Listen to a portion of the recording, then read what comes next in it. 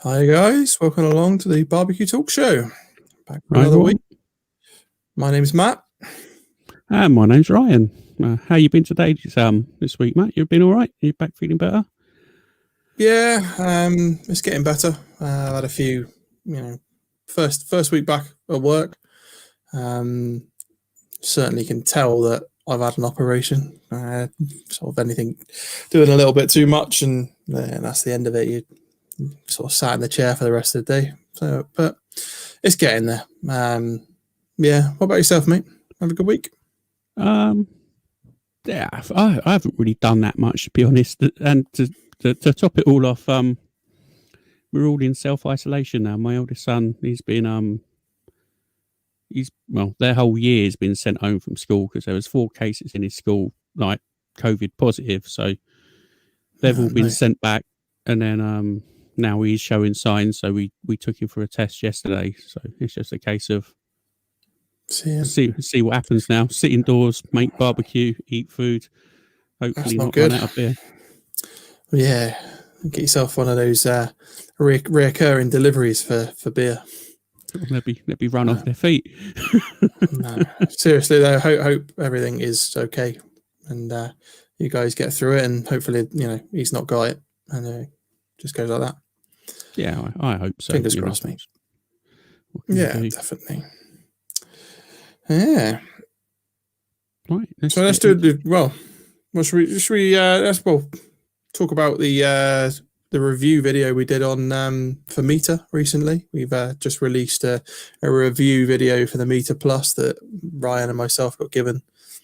That's up on our YouTube channel at the moment if you want to go and check that out. And Ryan also did a how to use the device and cooked a cracking bit of beef on the rotisserie, didn't you, mate? Yeah, I did. It turned out really well. It turned out really good. The pictures look amazing. I'm not going to blow my own trumpet, but it was bang tasty, perfect medium rare. And the best thing about that device is it even tells you how long to rest it, and it tells you how long it's got until it's cooked, and you've used it. I'll be honest, yeah, it's a good little device, I'm very happy with it. I'd recommend anyone to use it. The Meter Plus, it's really good. I'd certainly recommend them as well. Definitely a good bit of kit. Yeah. Wow. So this week we've got none other than Greg Rempe on, the host of the BBQ Central Show, #1 barbecue podcast. Maybe one day we might be a contender, but this guy's got some serious some go on us mind. So yeah. Should we get him in and have a chat? Yeah, it's going to be interesting to have a chat and find out how it's all done. So I'm looking forward to talking to Greg. I'm sure it's going to be a very good, engaging interview. Pull him up and let's get chatting. There's somewhere else other than the U.S.? No, yeah. You're here now. Like there's a whole other world? What? Oh, dear. This is news to me, I got to tell you. Oh, wow. Yeah. Anyway, welcome to the show, Greg. It's a pleasure to have you on. That caught me off guard, so I'm kind of steering the headlights now. Oh, shit. No, I apologise for a shy intro and being a bit miserable, but we're going to put things up now. Let's amp it up. We're talking live fire. We're here to inspire people. Let's go. Let's do it. Come on in. So, Greg, thanks for coming on. As I said, it's a pleasure to have you on. I've listened to you for absolutely years. You're up there as, I can't say how fucking great it is to have you on, because I think you're the bomb in my opinion, and I love your honest opinions, and I just love the way you chat and all of your interview techniques. Thank you. I don't want to lick your ass too much, but you know what I mean. Look away. I'm wide open. I can see you're gaping. I'm a big fan of gaping. That's right. But yeah, so let's get this under the road. Sorry, gaping just threw me there. I've never had that in a conversation before. Or trust me, that's an experience. First time's the hardest. I should imagine it is. I suppose it's just letting go. Yeah, that's right. That's it. That's right. So, tell us about your first time cooking over live fire and first experience of eating barbecue food and things like that.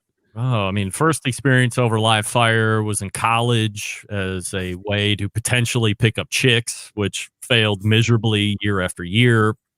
But I had a pal that was, he had an apartment off campus. He was more of the indoor cook, and I decided I'd be the outdoor cook. And it was like a little hibachi style grill. It was charcoal driven. So that was my first introductions, but it was rude and crude at best. And then once I graduated, I was engaged at that point and eventually married my then fiance to be wife a handful of months later. And when we moved into our, so I had a Smoky Joe, like those little Webers for quite a while, and started to get a little bit more into the grilling aspect. And then when we moved into our first house, she bought me a Kenmore grill. And that's really when I started to mosey down this roadway of live fire. Mm-hmm. Man, that's really cool. Man, I didn't have a background in slow barbecue. I mean, I grew up in upstate New York and moved to Cleveland in middle school. My dad grilled steaks, burgers, hot dogs, some chicken, grilled ribs every once in a while, but it was all, pretty average stuff, not inspiring enough for me to sit there and want to say, well, I got to learn that recipe. Yeah.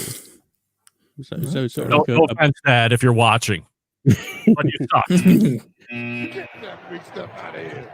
So you was kind of like a burger sort of bratwurst sausage sort of guy to start off with. Then is that a fair assessment? Pretty much like everybody else. In the South, where you were exposed to it quite a bit. Mm-hmm. Fair enough. What sort of pits have you got now that you cook on? Currently, a Green Mountain Grill Daniel Boone Prime Edition, a Lang 36-inch offset, a Traeger Timberline 850, Pit Barrel Junior, which just showed up maybe a month ago, and a Weber Gasser. That's a Genesis 2. Nice. And which one do you cook most on? Well, the easy answer is to say the gas grill, but it's really dependent on a couple different factors. What's going on in my life, because I have 3 daughters of varying age. 2 are pretty high-level athletes. One is a pretty successful model.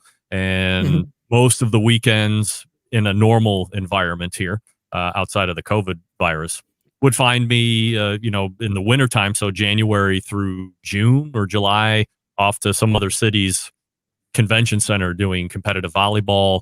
And then outside of that, I could be going to Chicago or New York for some kind of a fashion thing as I escort my middle daughter to whatever modeling thing that she has going on. So if I have the time, then I will always choose to use the 36-inch Lang offset. In my opinion, a offset cooker gives you a flavor that no other cooker could match. To me, it's both exciting and romantic to run a real live fire versus having it automate and do it for you. Plus, I think there's a bit of pit mastership that you earn from learning how to build a fire, then maintain that fire over the course of many, many hours and keeping it where you want it to. And then if I don't have time, it's either going to be the pellet cookers or I use the gas grill probably 3 or 4 times a week. I mean, people want to sit there and take a shit all over gas grills, and I say, fuck you. I mean, don't sit there and judge everybody because they're not using charcoal all the time or burning wood or whatever. No. Forget about that. I mean, you do what's convenient for you and what you can fit in. Mm-hmm. And as long as you're enjoying live fire, then, forget what everybody else is saying. Cooking outdoors is cooking outdoors. As long as you're enjoying what you're eating, it don't matter what you're cooking on. I've got a Weber Spirit, like a really old Weber 2-burner Spirit. Yep.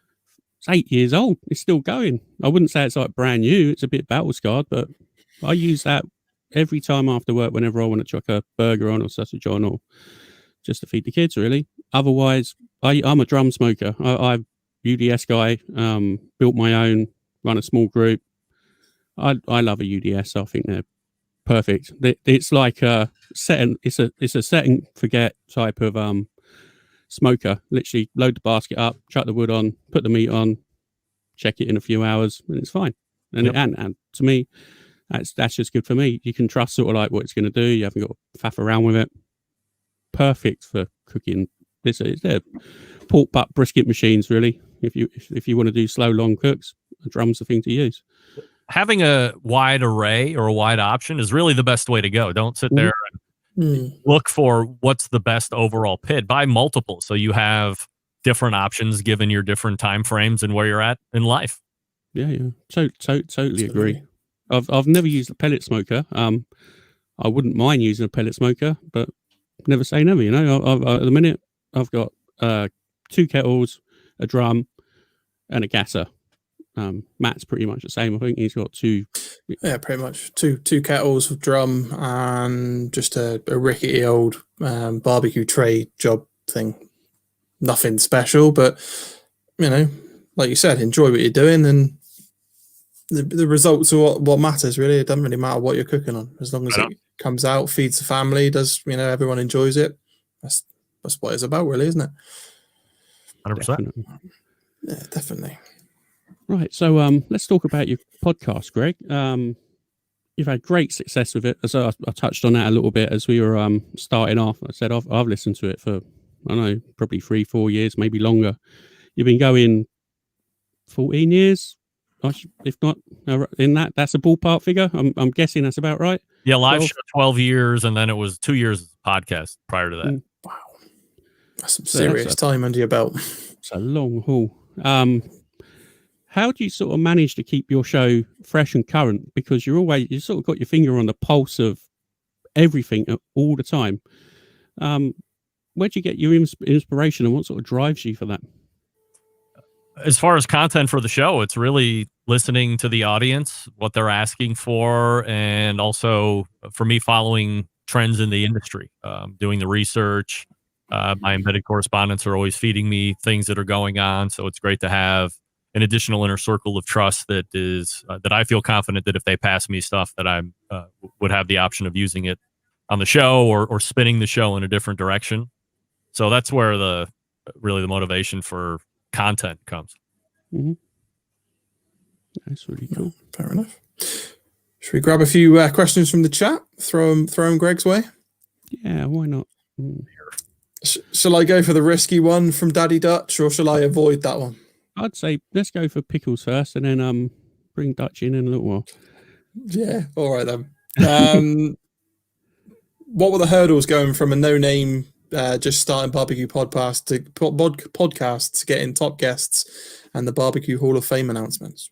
Yeah, look, you have to remember when I started, there was no other competition. So it's not like now starting as a no-name podcast and having some kind of a trail blazed where if you're new and look at an established show, you might be like, oh, someday, you know, like you guys said, I hope someday we can get to this level or that level. There was no level to get to when I started back in 2006 or, you know, whenever the hell it was. So to me, it was reaching out. How was I going to reach out to a guest? And was I going to have to go through a bunch of different gatekeepers in order to get to the person I'm actually trying to land? And what I had quickly found out back then, you could get right at people. You know, the internet was widely pervasive at that point. You could email directly. The story that always sticks out to me is I decided after I'd gotten a handful underneath my belt with, you know, people that were important to me, but not names that you would know at this point.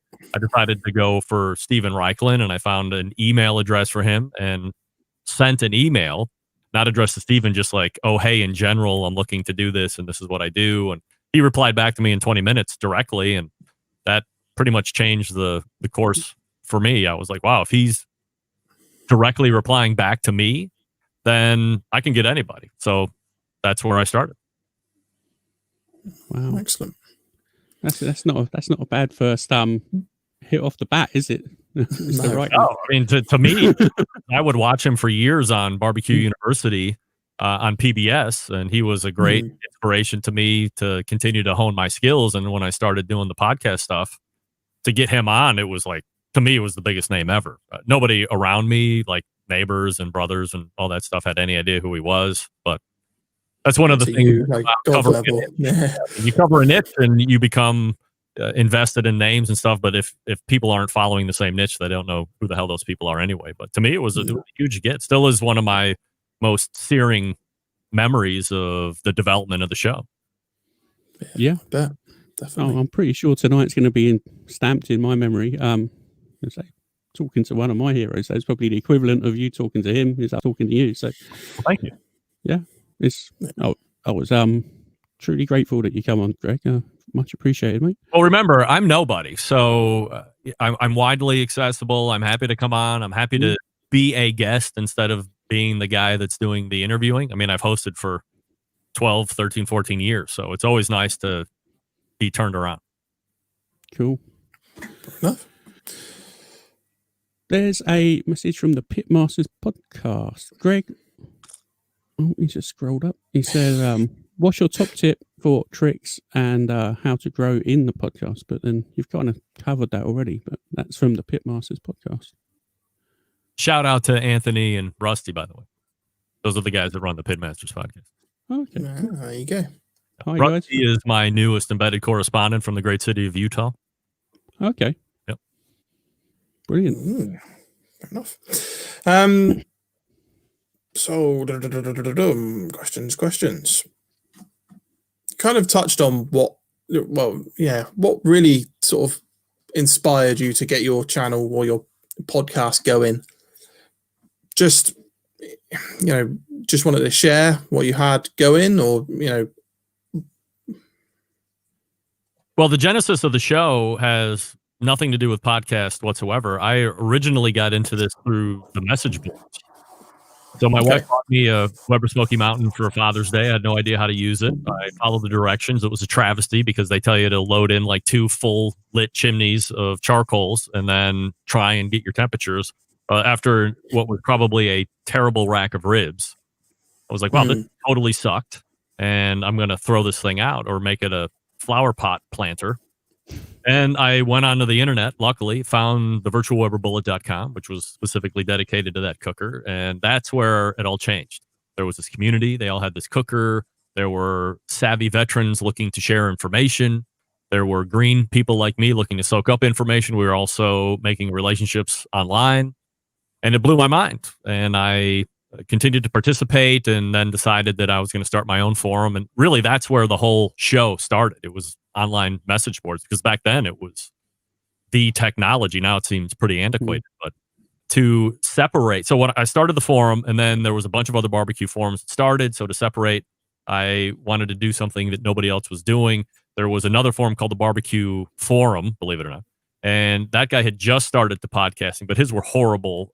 He didn't care about sound, and it was just.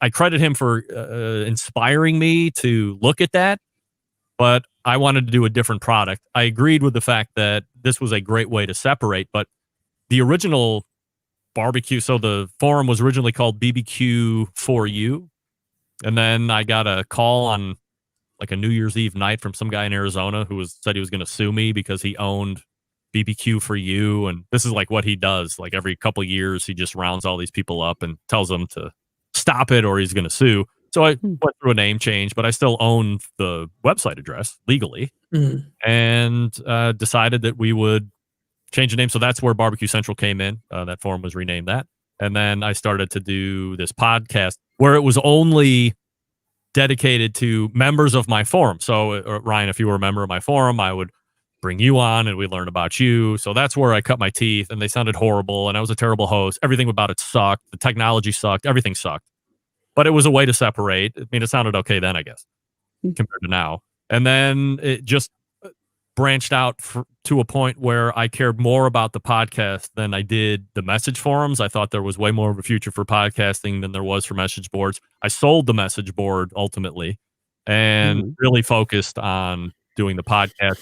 I think in 2008 was the year that I found a online streaming. I wanted to go. So let me back up just for a second. So after I started the podcast, then there was a proliferation of other barbecue podcasts. So to re-separate again, that's when I decided to do the live show. So I figured out a technology program to help me stream live. I, at the same time, looked through Craigslist and found a guy out in California that was starting his own internet radio station, which was then BBS Talk Radio, which is now LA Talk Radio. And I approached him and said, hey, I'd love to do a show if you're looking for a host. And after some hard convincing on my part, he gave me an hour one day a week. And that's really where we started. So he would connect into me, and then he would redistribute through his audio servers out to the internet. And we did that for, many, many years. And that's really where the show got its legs and how it evolved. Wow, what sort of reach did you get from that then? Like from a download? Yeah. Or like from a live listener standpoint?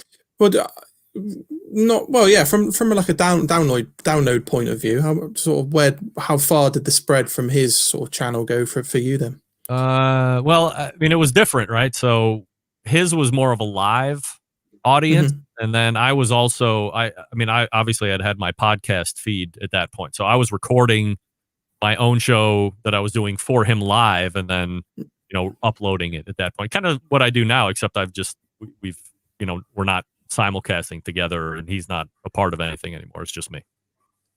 Fair enough. So it was exposure that was good, but I can't Yeah. here attribute how many more downloads that I get because I was on BBS Talk Radio. To me, it's all about exposure. No, Yeah. absolutely. Fair enough. So you touched on how you've evolved from that sort of particular point. When did you sort of know your structure that you currently have now? Where did that come from, and how have you developed that? The structure is ever changing. I think originally it was viewed as more of a competition based show with some other stuff sprinkled in. Probably not untrue, but definitely not solely a competition show. And again, through listening to the audience and marking trends, the show has probably now evolved more into a backyard focused or general show covering the industry as a whole. Certainly, I still have competition recaps, especially the big ones, but it's not nearly as much as it used to. I mean, quite frankly, it's just not as popular as it used to be as well. It's not on TV as much as it was. There's this golden era that I talk about on my show from time to time when Pitmasters was on television here, and a lot of people were inspired to get into it, and I could have those folks on the show and talk about it. And it's just not the way it is at this point. Maybe it sparks back up again, but at this point, there's no reason for me to sit there and focus on competition when it doesn't seem to be as popular. Absolutely. Well, you're always, as I said, really relevant on what you're doing. That was actually going to be one of the questions. I may as well chuck it up now. With the whole pellet cooking trend at the moment, obviously that seems to be the growth part of the barbecue industry. I'd say a lot of people are buying pellets and pellet cookers and using them. They seem quite sort of like a tech-driven crowd, if you know what I mean. Do you think the flavor profiles that your techie type of pellet cooker uses are different to maybe your more traditional stick burner type of guys, sort of like more of your traditional barbecue taste, if you like? Do you think they're like more lemony, more zingy, different flavor profiles, or using different flavor profiles? How do you think that reflects upon that? Have you had any? I don't think there's any doubt. If you're using a pellet cooker, the flavor that you're going to get from that is going to be completely different than if you're using a stick burner. Like I said before, if I have the time, the ability, I'm going to cook on a stick burner because the flavor for me is better. The pellet cooker, widely known for producing a clean fire, of course, which is what you need, but the smoke that it puts on is much lighter. So if you're somebody that likes heavy smoke, then you're probably going to be a little disappointed with the pellet cooker. Not hugely disappointed, but I think there's going to be an obvious taste difference. If I give you a rack of ribs out of my Traeger and a rack of ribs out of my Lang, I would bet $5 at least, or 10 pounds, whatever it is you guys use over there, that you would be able to say this rack is from the Lang. So I absolutely think that there's a difference between the cookers, but again, it comes down to how is it fitting into your day to day. Yeah, Definitely. How about different flavor profiles as well, though? I mean, like different types of rub and stuff like that. Do you see that changing over the next few years? I don't know if it's going to change, but I think from a backyarder's standpoint, with the continued interest in getting on YouTube to see how things are happening, going to Malcolm Reeves' website or, Pit Boys or, whoever the hell else people are watching, you're exposed, or on television, you're exposed to stuff that these folks are using. 10 years ago, 15 years ago, there wasn't as much exposure. You didn't have easy access to anything you wanted like you do now. So you can see some big name competitor or some big name caterer use a brand X rub, and then you can go on Amazon or that rub's website, buy it, have it shipped to your door, and within 2 days or a week, you're off and running. So I think there'll be an evolution or a continued evolution of flavors, but it's because you are now exposed to new stuff continuously. So palates are going to broaden, and the taste is certainly going to become more diverse, but good for all involved. Yeah, definitely. There's always a new flavor out there, I should imagine, which is finding it, I suppose. Yeah, definitely. Yeah. So you touched on a couple of your guests that you've had on the show. You have big names on there, you have little names on there, but how do you go about choosing who you bring onto your show? So I think that there has to be something inspiring for me to want to have somebody on. I think Tuesday I talked about how somebody was trying to get booked on the show, and it was just like, how do I get booked on the show? I mean, could you be any less interesting right off the bat? Mm-hmm. Tell me what makes you different. Tell me what expertise you're bringing. These are things that I'm looking for. If there's a topic that I'm interested in covering, or I think I want to have somebody that might be an expert in a portion of the industry that I haven't covered yet, I'm going to do my research on who those best people are, and then I'm going to approach them, and then I'm going to send them a request and sell them on my show. I don't assume anybody knows or listens to my show. So I'll give them a whole pitch and, then hope to land them. So, I mean, certainly if it's a big competition, if you want it, there's a really good chance that I'm going to come and ask you so we can recap it.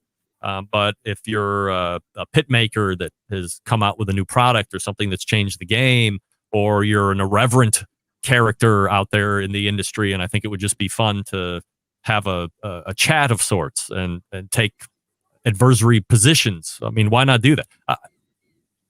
It just doesn't have to be like a nice show for me. I mean, there's been plenty of contentious moments over the life of the show that I think are better than just having nice talks.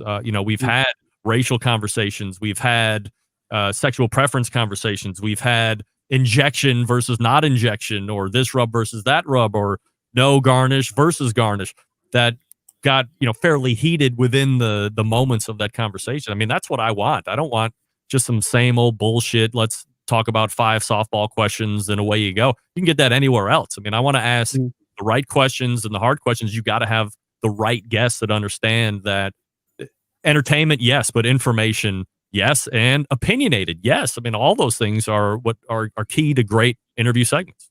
So that's how I choose. It's a multitude. To be honest, that's what kind of makes your show unique. That's why I like listening to it. You're never really scared to drill down into tough questions sometimes. You're always doing that. That's what makes it good. That's why I listen, basically. It's cool. Well, if you have some kind of a name in the industry, chances are you've been on the other shows already. And if you haven't been on mine, I'm not going to assume that you want to rehash the same 6 or 7 questions. So I'll go ahead and actually research and prep and ask people that are around those people, like what you're like and what you're into, so we can change it up a little bit, get to know you. That's what I'm doing this month with my regular guests. We're doing deep dives back. What was it like when you were a kid? How did you get inspired with food? How did you get introduced to barbecue? Different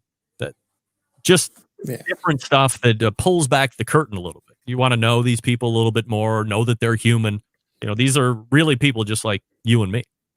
Yeah, 100% absolutely. agree. I mean, you've certainly done a good job on that. The 2 shows, or the 2 shows that I've listened to recently with Malcolm Reed and the other chap. The name evades me again. There we go. There you go. Yeah, absolutely incredible stuff, and it takes it from a face that you see that's almost untouchable to realizing that they're just another person and not Superman. They are another person, just like everybody else. It's really good. It's a really good listen. So if you haven't listened to it, guys, head on over and have a listen to that. Definitely. You've got some more coming up as well, haven't you? With some more of the embedded correspondence. Yeah, we'll do Meathead coming up on Tuesday. We'll do Derek Riches and Robin Lindars the week after that, and then we have the embedded correspondence and Stephen Reichland as well. Excellent. Looking forward to hearing all of their stories. They should be pretty cool. Oh yeah, I can't wait to get Steven's origin story. That's going to be great. Mm. Yeah, a lot of people like to dump over him for being an elitist, but what can I tell you? Just because he talks right and he says things like, what's that herb that everybody... Oh, cilantro. Cilantro. Well, I suppose it's an accent thing for us. Cilantro. We call it spring onion. Cilantro? Yeah. Spring onion. I would never eat it. I hate everything onions. I would have been turned off by the name alone. Is that right? Spring onion, onions cilantro? are the worst, by the way. I mean, if you like onions, I got to question your civility at all turns. Onions are terrible. Not spring onion. Cilantro is great, but other onions, gross. Get rid of them. Cool. Gross. What about, where'd you stand on garlic then? This is a curveball, but is it an onion or is it a... Well, I mean, I like garlic. I like the flavor. I like what it brings to a dish. However, it seems to stay with me for hours on end, like seeping out of my pores and all that. So I won't say I'll go out of my way to not eat it, but if there's a way to not, and it's not that difficult, I'll leave it out. Not because I don't like it, but I also have other people around me that might not dig me for hours after. Fair enough. I like to be dug. Yeah, well, you're getting down to all of the deep down and dirty questions on this show. Garlic or onions. Garlic or onions, yeah. Fuck onions. That's all I got to say about that. We'll quote that. Greg Rempe, fuck onions. Boom, there it goes. Cilantro, coriander is the English equivalent. My mistake, I'm sorry. No. All right, we're both live shows, and obviously we both enjoy live broadcasting. Your sound is excellent. So tell me, how long did it figure out to get to where you are now? How long did it take to actually reach the point? Or are you still developing it? Yeah, well, I mean, it's an ever-evolving process because I have audio OCD, so I'm never happy with anything, but at least I recognize that, so I'm admitting I have a problem. I used to constantly mess with levels and setting it up, and obviously I could never dial in something that I wasn't happy with. But 5 years ago or so, I met a guy by the name of Haniel Trisna, who was a fan of the show originally, and he reached out to me.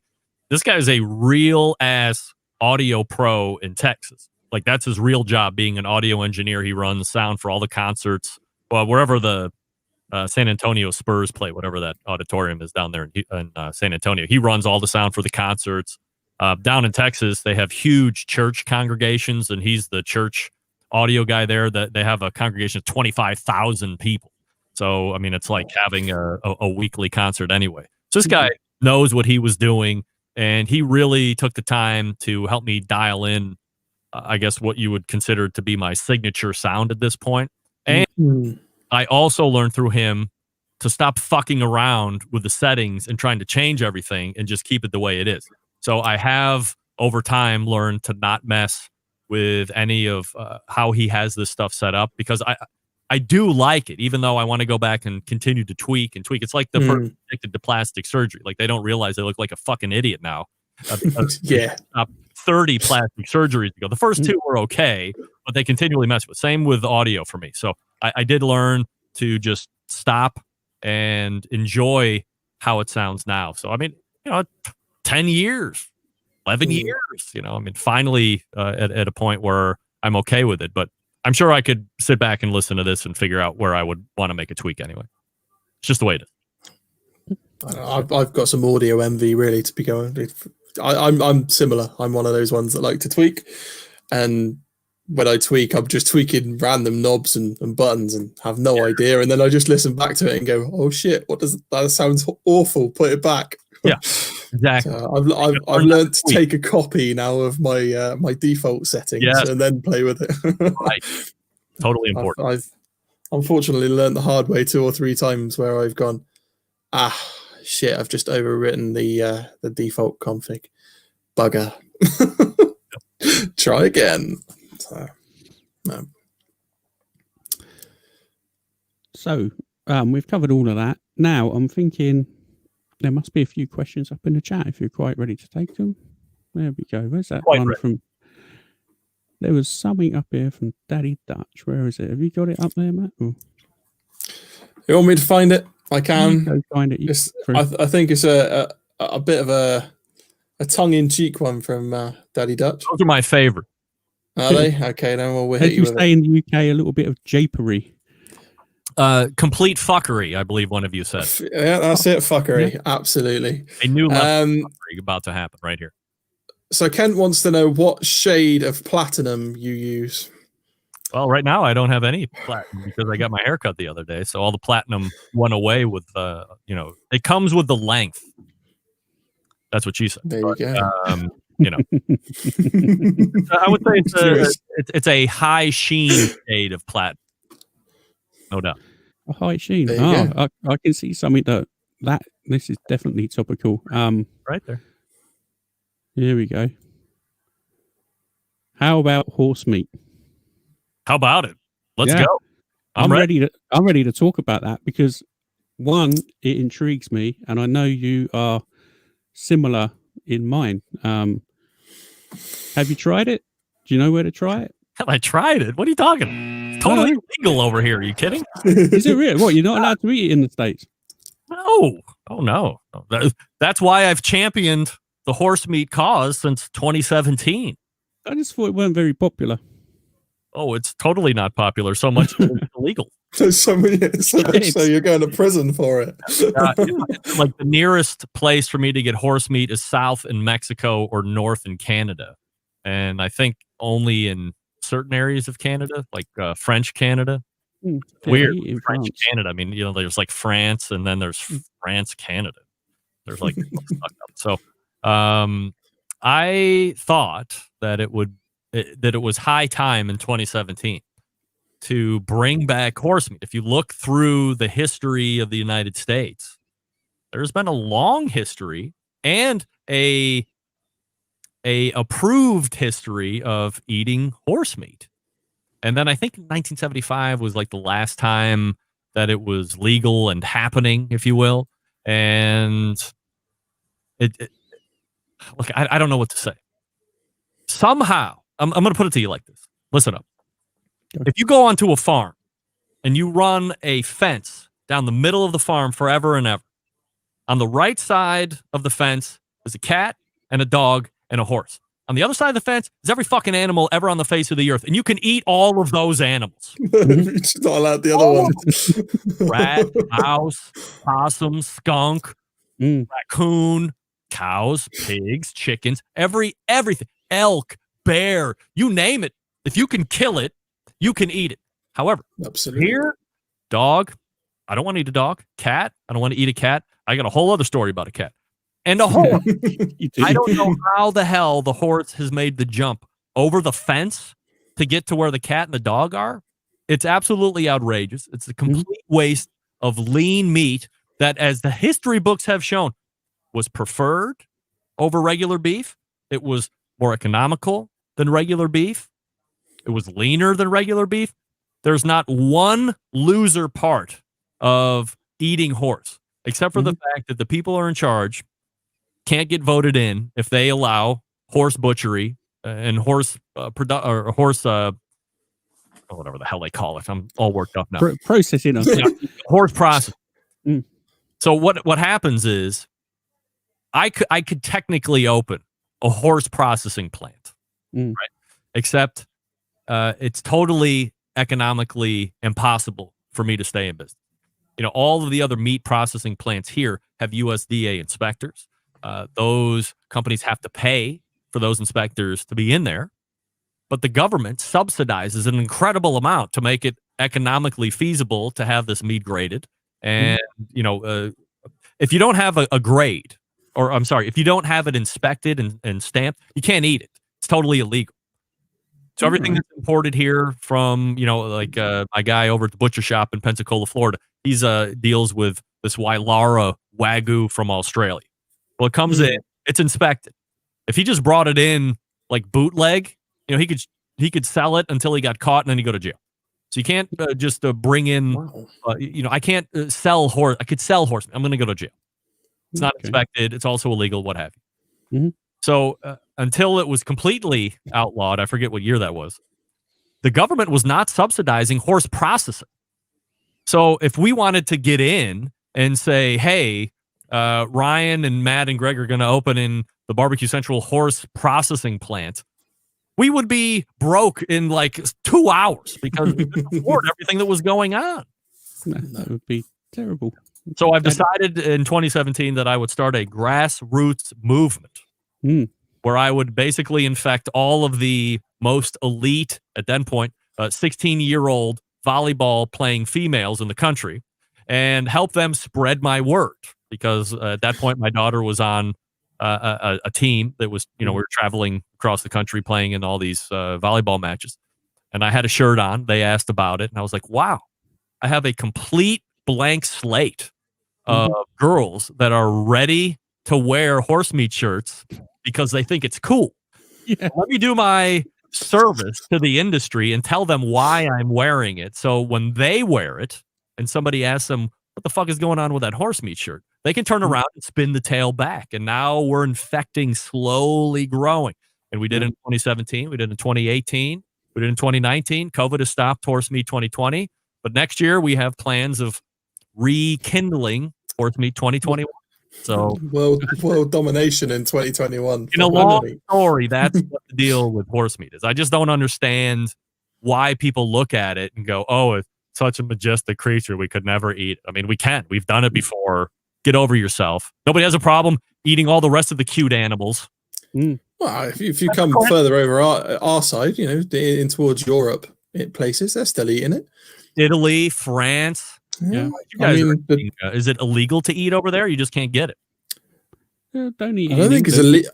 I don't think it's illegal, but it's frowned upon. They're just a fast cow. That's all they are. They just, get on a bit fast cow. How much meat you're wasting? And I get it. We're not talking about bringing, Rachel Alexandra off of the horse racetrack and sending her to the butchery. We're talking about raising horses to eat. I mean, you can't take a thoroughbred off the track. The thing's been blown full of bute. You eat it, you're going to die inside of 30 seconds because the drugs that you're giving the horse, they don't metabolize very quickly. It takes forever to metabolize. But there's plenty of free-range horses that are roaming about this very country, and by this very country, I mean the United States, that are pests. They're ruining the wildlife. You just take them all. I mean, what's better than free-range horse? I don't know. Free-range. Wagyu, it's probably the Wagyu horse. Wagyu horse, yeah. Wagyu horse, that'd be cool. Get after it. Come on. I'd certainly give it a try. Yes. I think next time I'm in Belgium for work, I'll try and find somewhere and have a go. I certainly know they have it over there. So. Oh, we've got I'll report back and tell you what it's like. Yes, please. Germany has it too. My brother ate some in Germany. He said it was delicious, by the way. Yes, he is familiar with the bearded butches, but I just haven't had them on my show. But they're about an hour south of me. Absolutely. Perfect. I've watched a few of their videos. They're really good guys. Give me a better question than that. Let's go. Oh, I'm happy with the horses at the minute. I'm still thinking about that. Exotic. Okay, here's a question then. Yep. If you need to be licensed to process a horse, I'm presuming they must be licensed to process alligators. No, because people eat. I mean, you have to getting them. You do have to have a license, right? So you can't just, I guess you can go out and poach alligator, but there's any number of TV shows here in the States. One of them is called Swamp People. This is based in like Louisiana and places like this, where these guys apply for a certain amount of tags every year, and they go on their boats and they hang their treble hooks full of rancid chicken in order to get that alligator out to snap on the hook. And then they come, shoot the alligator in the head, throw it over the boat, and you eat it. Totally fine. Inspected, by the way. Shit. So what's the difference between that and a horse? How can that be better than eating a horse? Yeah. Horses have big eyes. That must be it. Horses build this country. Horses are pets. He's horse low carb. Telling you everything that's been told to me. No.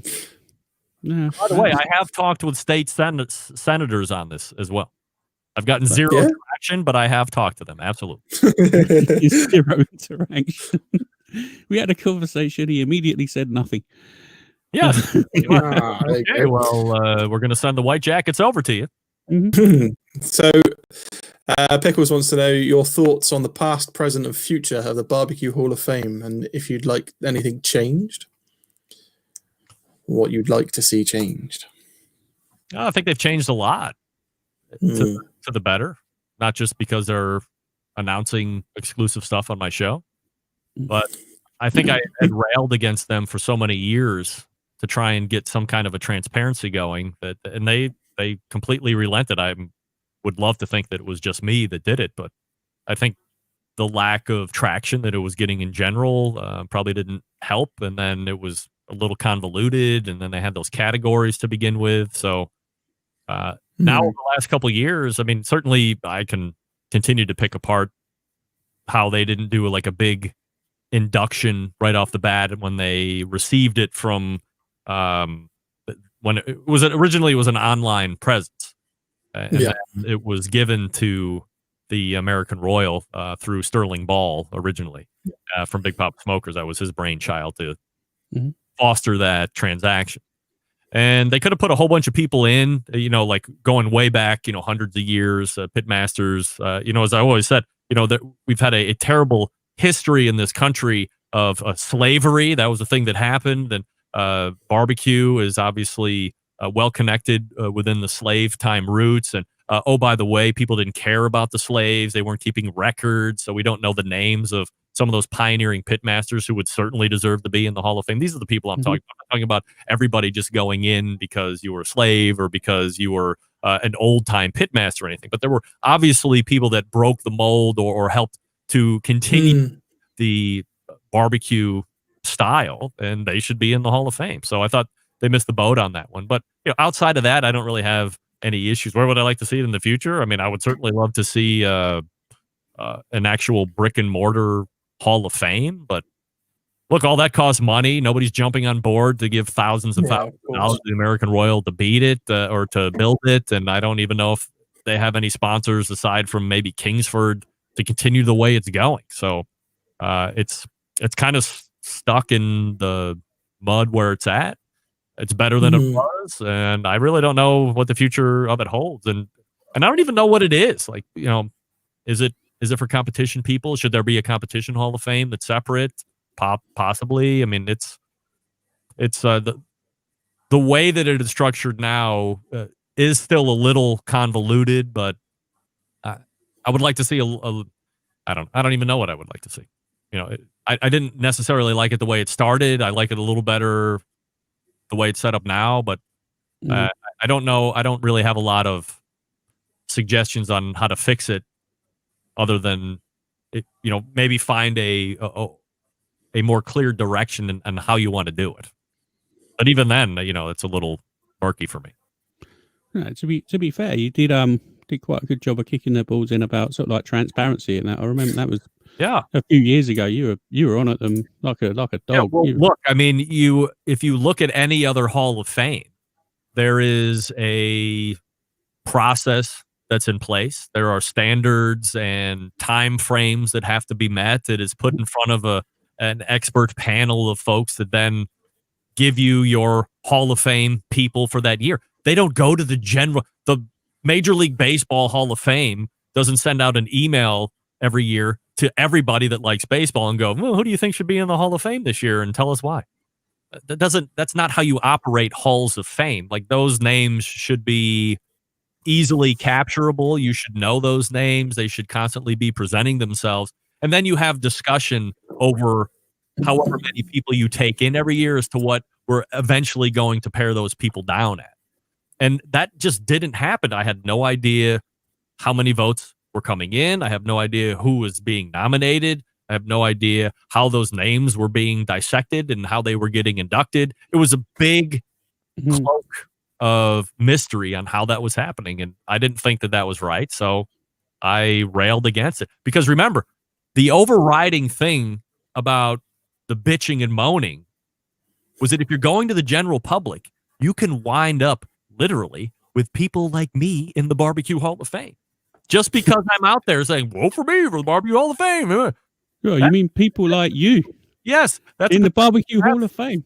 Yes, right. Exactly. I mean, give me a break. So that was the bigger, the overarching issue for me was that anybody could get into the BBQ Hall of Fame, where a Hall of Fame is typically reserved for the best of the best. Well, I think you're now at that point where you could we're not talking about say in the BBQ Hall of Fame or not. We're merely talking about how halls of fame operate. We're not talking about should I be in or should I not. Unquestionably, I should be in. Years ago, of course. It was all about process, really. The overwhelming sense of modesty. That's what I like about you. It's fantastic. Brilliant. By the way, as I said many times, my first order of business when I am inducted into the BBQ Hall of Fame is getting Guy Fieri out of the BBQ Hall of Fame.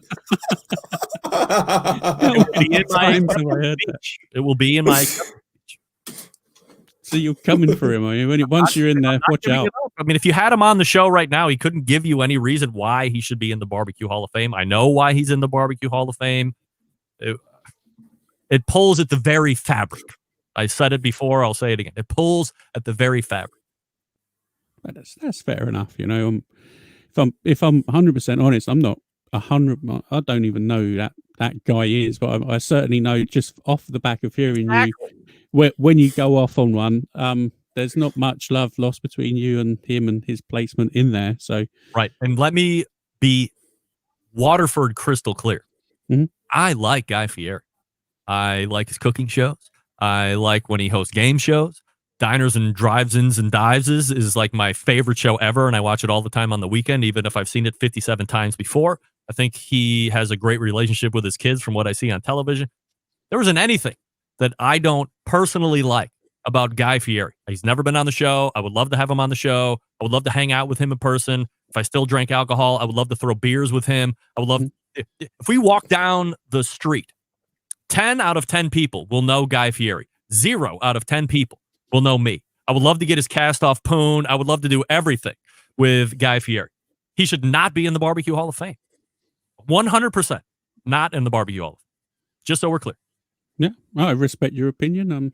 As I said, long-time listener. I'm probably brainwashed by the amount of times you've said it. Thank goodness. I'll tell you what, we'll have another. Charlie's on fire. We'll have another question from Charlie. Then we need to jump into our questions again. But that's another good one. That's enough for him already. Do you think Pickles is had enough when we come back to Pickles then? So we've done what are your favorite profiles of rubs on your barbecued meat? All right, anything pork is getting Butcher's Barbecue honey rub and Big Papa Smoker's sweet money rub. Beef gets Double Secret Steak or Cash Cow or a combination. I mess around a little bit with the Hardcore Carnivore red rubs from time to time.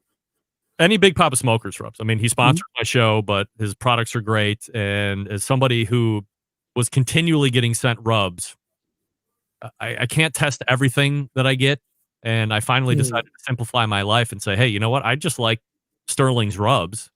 My family likes Sterling's rubs. I'm really just cooking for my family 99% of the time. And anybody that's coming over to visit isn't going to have any idea what's good or not. So why not simplify, buy 5-pound bags of his stuff and be happy about it? And so I did. I've completely decluttered my rub life. Somebody really hot on one, or somebody that I know is getting into it and they want me to do a little R&D feedback, I'll do it. But to me, it's Big Papa Smokers and the Butcher Barbecue products. They're top of the line. Everybody should buy those, and that's it. Throw everything else out.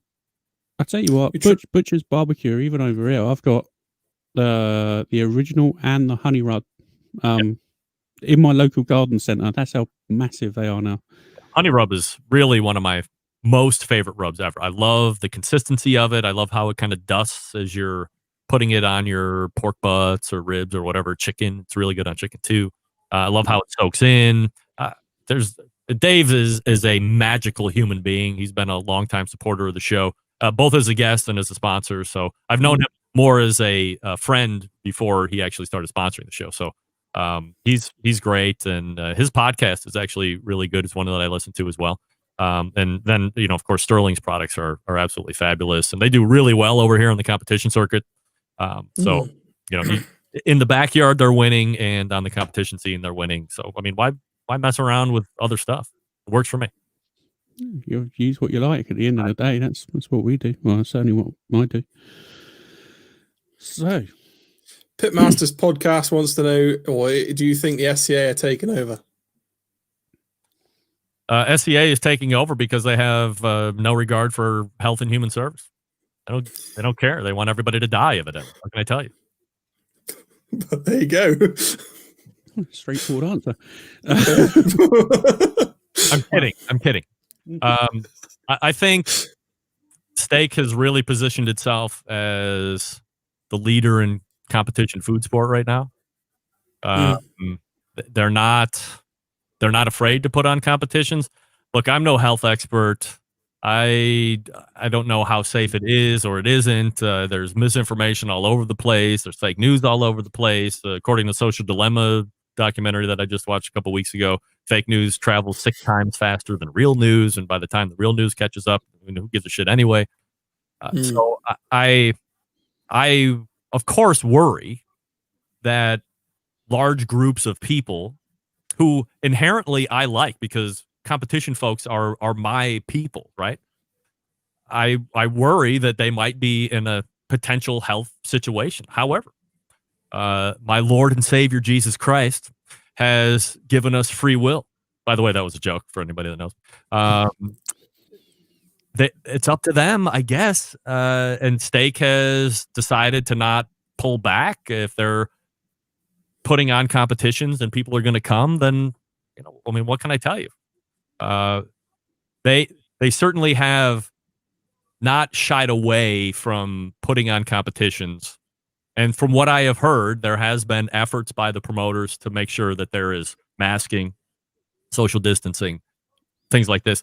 As I have interviewed Rusty, I had interviewed Rusty from Pitmasters podcast in, I don't know, it was maybe April or something like that, when they had done the very first SCA event outside of COVID shutting everything down. And I was like, oh my God, are you scared? And because remember, inherently competition folks are gregarious, fun to be around, and want to group together people.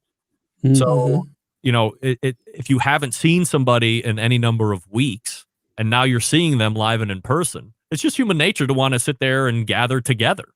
But is it safe to do that? I don't know. And then the other side of the coin is, especially at barbecue competitions, they are spaced out. Nobody's out anymore. Everybody hides in their trailers. There's no forward facing. There's no public, none of that stuff.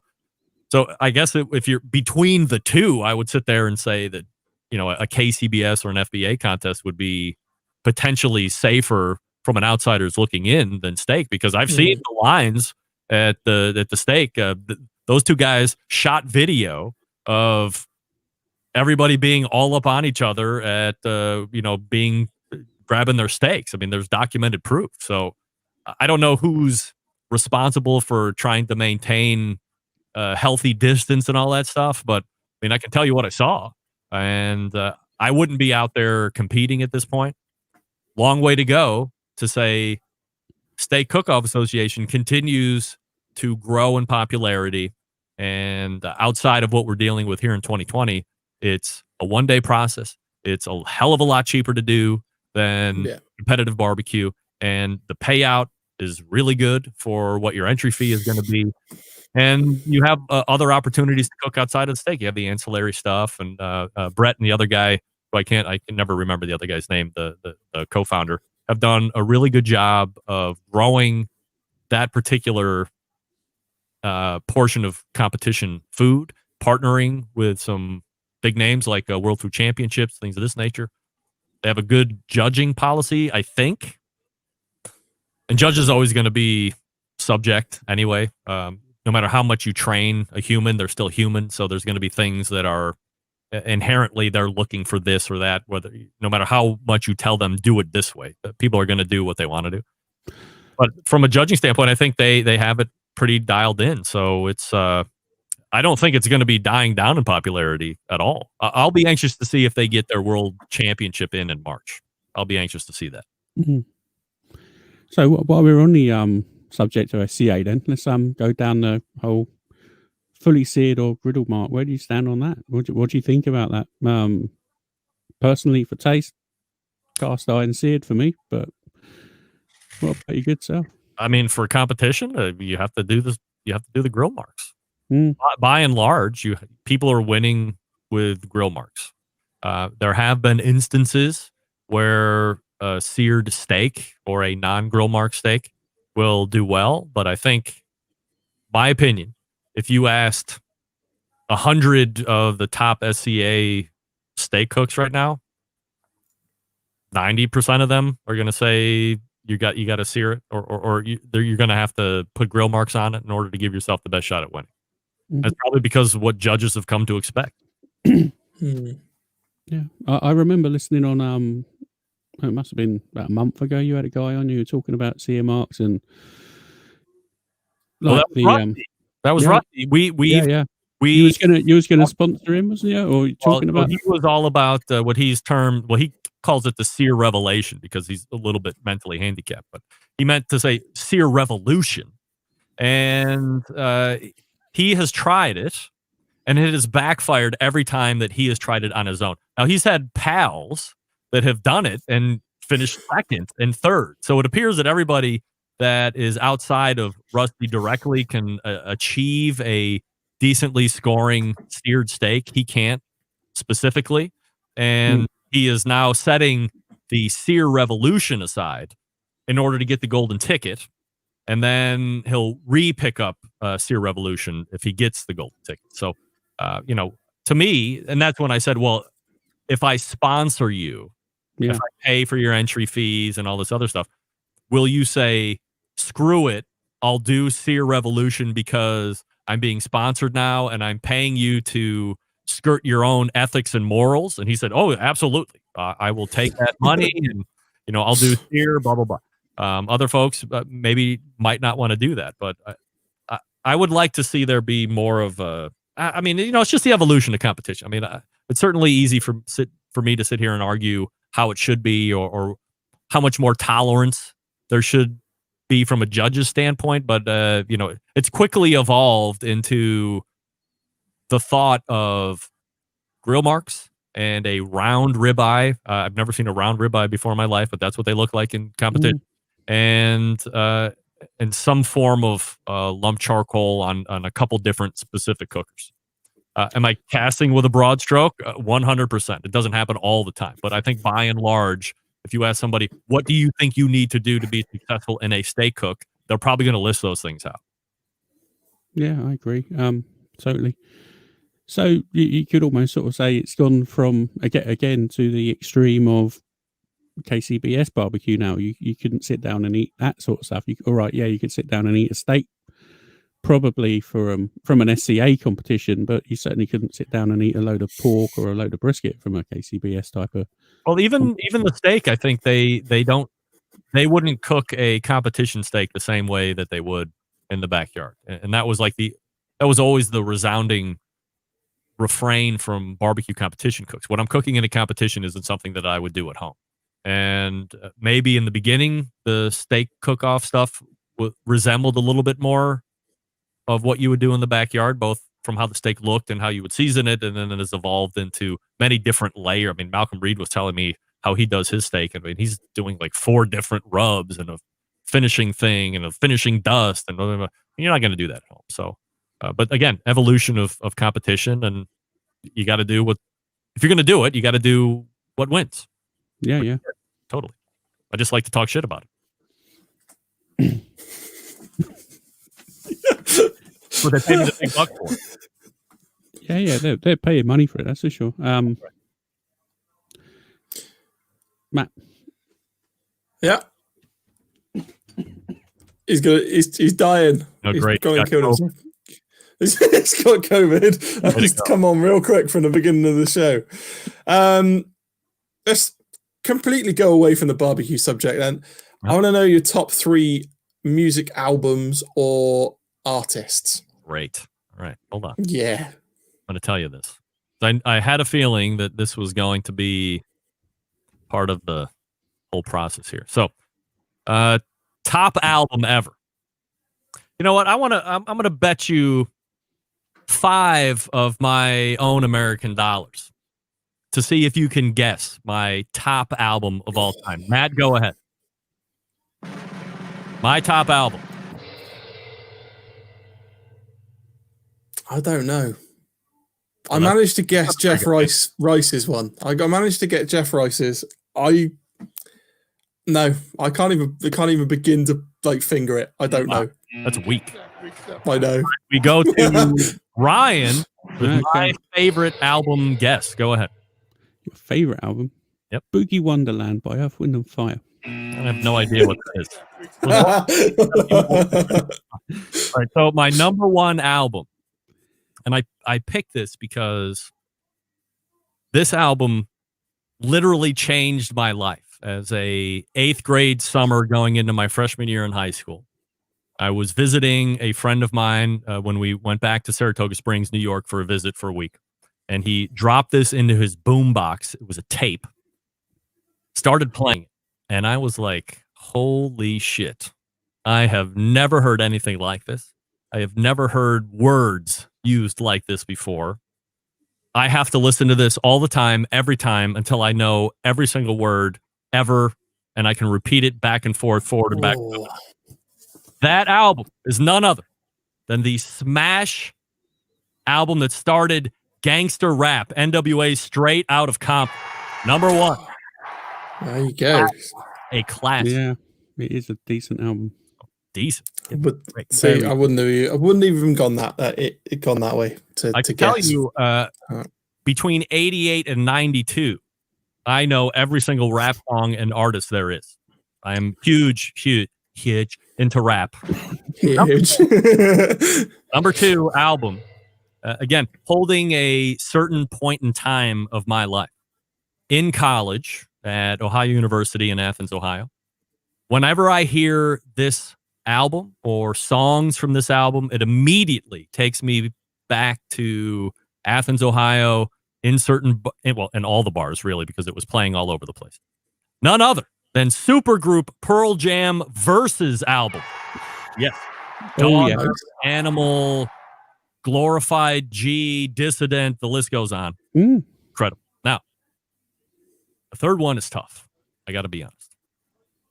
And it's not a cop-out because I couldn't just pick one album from this artist, although you did say albums and artists. Because over his career, he wrote so many great songs that impacted me so deeply. I chose Anthology, The Best of Marvin Gaye. That's right, because to me, it has the best collection of songs, that album, best collection of Marvin Gaye songs. And I'll tell you this, while there are dozens of great songs coming from Marvin, maybe even 30s and 40s of great songs coming from Marvin, my all-time favorite song from Marvin Gaye is the 1974 live recording of Distant Lover at the Oakland Coliseum. I'm going to tell you that might make an appearance on season 2 of BBQ Central's American Idol. Tell it. Well, I look forward to hearing it. I want to give away an exclusive here, but well, there we go. Marvin Gaye and Anthology, The Best of Marvin Gaye, is easily my and then in particular order, like 2 and 3 can be moved around. Number 1 will always remain NWA for me. Straight up. Certainly sounds like you're very emotionally tied to music. You've always got like a memory of music. Oh yeah.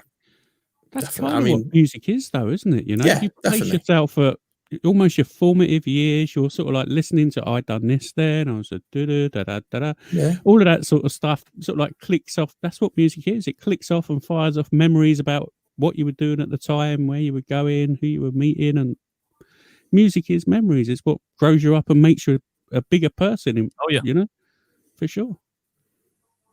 Definitely. I mean, music's always been a big part of my life. I can't go a day without listening to something. I have to listen to something. Always. You know, and even if it's just nonsense on the radio. You know, if the radio is on in the background, there's always something. I can't go a day without it. So, yeah. Have you ever seen Pearl Jam live, Greg? Nope. No. They were due to play over here. Was going to get tickets, and then they got shut down. COVID again. They're doing a massive gig in Hyde Park. I was gutted, but maybe next summer, hopefully. Yeah, I've seen very limited live concerts. I've seen Rush. That was my first concert ever under the what album that was, like Presto or some bullshit album. And then the next concert was my junior year in high school. It was a tri-headliner.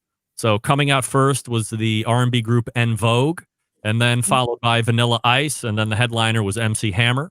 Wow. And the next concert after that was some big country concert that I got dragged to. Kenny Chesney was the headliner, but Brooks and Dunn and Sugarland and Sarah Evans were there as well. So they were all headliners in their own right. And then I saw Faith Hill and what's her husband's name? Faith Hill and Tim McGraw in concert. And then my most recent concert, by the way, hold on to your hat for this one, guys, if you can believe it. I sat down and enjoyed 2.5 hours of straight songs by the super artist Ariana Grande. That's right. Oh, be still my heart. I'm in a state of mind. Never mind. Well, that's definitely being clipped and being used as like little highlight reels. I mean, so are there better lyrics than right now? I'm in a state of mind I want to be in like all the time. No, I don't think so. I don't know. That's another level of shit right there. I can say. I don't know what was going through her mind, but obviously something good. She's a cutie, though. You got to give it to her, Ariana. Look, people might think I'm joking, but from a straight up talent standpoint, I don't know if there are any better live singers out there today than she is. She was absolutely incredible. She probably sounds better live than she does on her albums. And she went and went and went. It was absolutely worth the price of admission. By the way, I didn't go by myself. I was with my youngest daughter, who said, buy me these tickets. But I wasn't necessarily not looking forward to the concert. I mean, it was really good. I'm going to see Harry Styles next year. Yeah.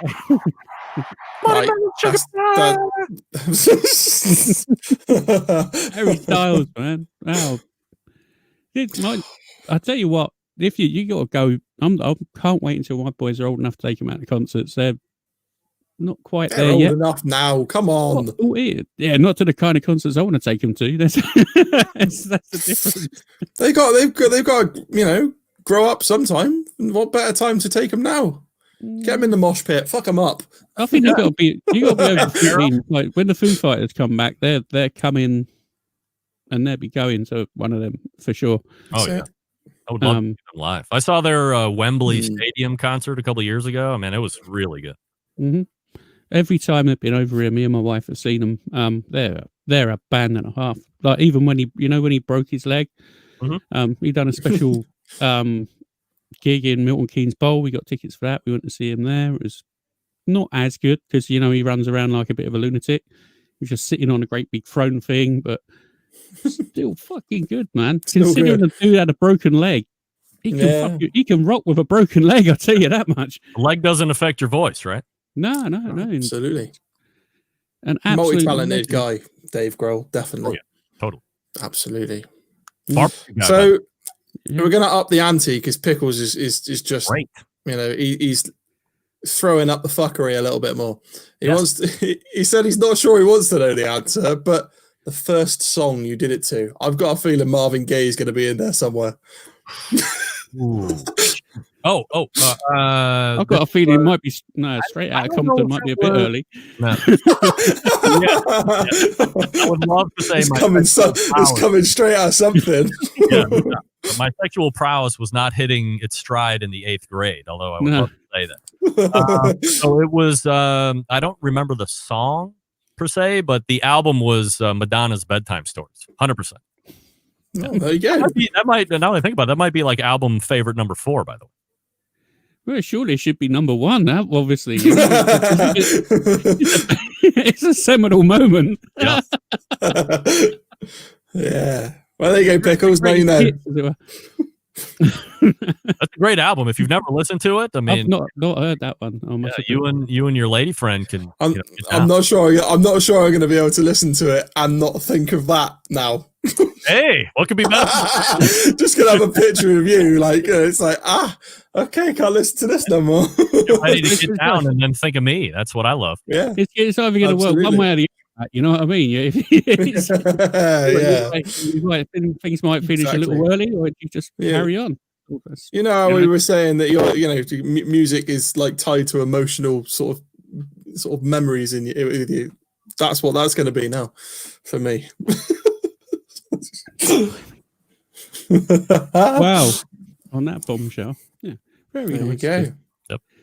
I feel like we shared something then, Greg. It was really nice. We shared something. All right. You better go get tested for a disease now. Yeah, I'm I feel more than familiar. Let me put it that way. Greg's sexy time music. Fantastic. Something to keep. I'll be able to tell the grandkids about that. You heard it here first on the BBQ Talk Show. Greg's sex music. Yes. He's obviously a Borat fan because he's very nice. Yes, I like that. I like you. Have you seen that they're releasing a new one? Yes, I'm very excited. So am I. I'm not gonna lie. I'm sat there like, come on, I want to watch it. It's been enough time since he's released something. I think we need a little bit of humor injected into 2020. It's been a bit of a shit show at the minute, isn't it? So. Mm-hmm. Should we touch on politics at the minute? Trump or Biden? Brian's shaking his head. One, I'm not very political, and two, if you want to talk about it, talk about it. I don't want to talk about it. No, that's fine. Yeah, personally, I think the only political thing that I would say is that in 2020 in the United States, the fact that we only have 2 political parties to choose from that have a legitimate shot at winning the presidency is absolutely ridiculous. That's it. I mean, we have to have better options. I'm not a fan of having 70-plus-year-old dudes running the country because that's not me. I'm not 70. Not 77 or 75 or however old those guys are. I mean, that's old. That's not representative. So I can't believe that we just have 2 parties still. It's a little sad. I must admit, I did have a conversation with someone at work about that. I don't understand why most of the politicians are old. Like, if you look at most industries, you've got the CEO. Job, and you want to stay in it as long as you can. You don't want to go back to the real world. But you'd want someone younger who's sort of in contact with the youth and sort of sensible enough to understand the adult world as well. Well, you'd think that, but clearly not. I get it. Not how they think. Like Greg says, why would you want to jump out of that job? Yeah, soon enough the baby boomers will die off, and then we can take over the country. Counting down every freaking day. Well, once the COVID gets up, probably not so many be left then, unfortunately. But anyway, so your biggest blooper, you must have had some sort of terrible thing happen live on your show. I can't imagine you doing a live broadcast show for such a long time. There must have been something absolutely terrible or totally embarrassing. Anything like that? Or have you got it down so much that... I mean, there's always been technical issues. I don't know if there was ever, like a blooper per se, where it was like embarrassing or anything. I don't have anything that jumps right off. Nothing that jumps. Like the thing, the most recent one that I remember, I had an ESPN writer that was coming on. He was a real big food lover. His name's Andy Staples. He does a lot of college football coverage, and I convinced him to come on the show. And I was right as we were going to the front of the show, my computer crashed, and I had to like reset everything. And it's not like it just takes 20 seconds and all of a sudden you're back up and running. No. So by the time I got all the way back up and I was going to the platforms, I'd missed the whole open, and I literally had to go to him right now. And luckily, he didn't know any of the better. I called him like right on time, but it was a mad dash from when that thing took a crap to getting it back up. I mean, that was like the most recent one that caused me consternation. If a guest has a bad audio connection, then I'll give them a minute or two, and then I'll either reschedule it or try and find a different way to connect. But that's my overriding concern: is how good is the guest sound? Yeah. How do you broach that when sort of you have someone come on and their audio isn't great? Do you just say, look, guys, audio is not great, we're having a few technical issues, or have you got some sort of agreement with your guest prior to?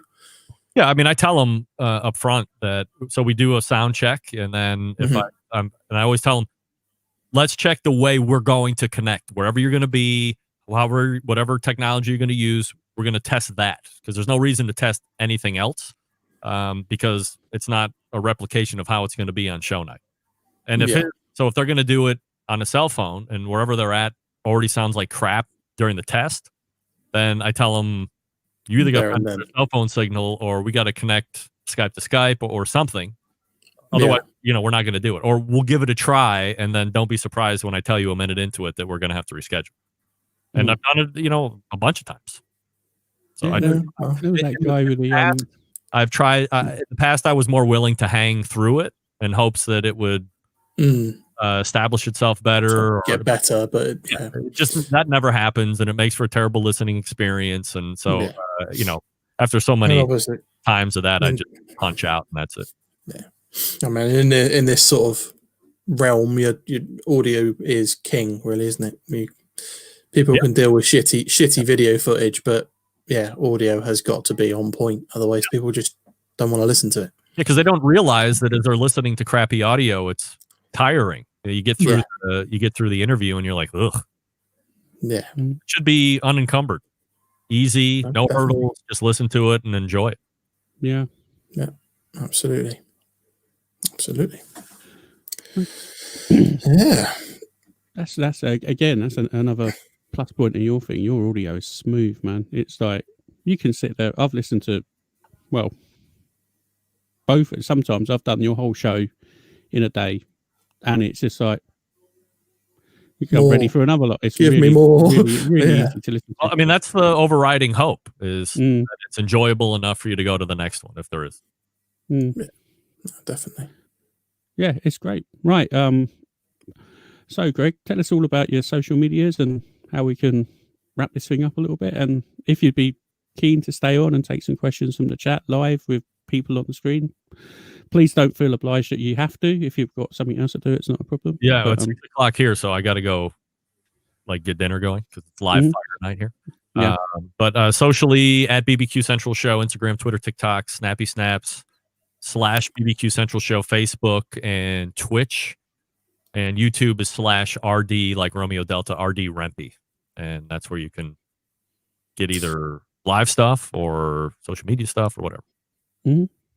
On the Twitch side of things, how are you finding that? Did you get many watchers on there? No, it's I mean, I just started it. I'm maybe 5 shows in at this point, maybe, and it was just a platform that I knew about for years and never really thought twice about getting on. But since my Tower of Power 2 blew up when I moved home, and I got Power, I like it. 3, it has extreme computing capabilities, so I can go now to Facebook Live, YouTube Live, Twitch, and then I still have the audio stream that I generate too for people who just want to listen to it like a radio show. And it's just another avenue, just to get it out there. Yeah. And somebody stumbles across it. If I get one new fan out of it, then all the better. It's really nothing more than setting up an additional channel in my vMix, and away we go. Yeah. Maybe something I'll look at in the future. But yeah, I noticed that you started sort of telling people that you're on Twitch as well. So I thought I'd ask about it. So yeah, different. It's certainly a different sort of audience on there, I guess. But again, it's like you said, it's a platform for people just to watch videos. So if like you said, if you get another follower out of it, you get another follower, which is good. Right. Yeah. Okay. Right then. So let's wrap it up. and move to the pub club. Like Greg said, he's got to go cook his dinner. So what's on the menu tonight, Greg? Some sort of cheese kielbasa situation we're going to try out. So my wife found a recipe, and we're going to give it a whirl. See what we can follow recipe-wise and what we can change up on our own.